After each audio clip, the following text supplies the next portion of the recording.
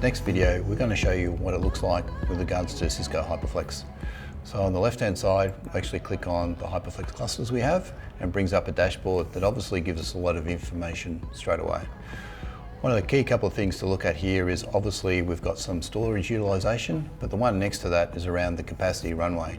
And as you can see, out of the 4 clusters that we have within Hyperflex here, there is one that's needing attention.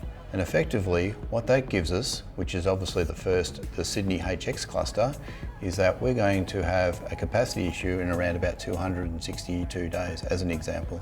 This tool gives us the ability to be able to predict our capacity and help plan for improved capacity in the future.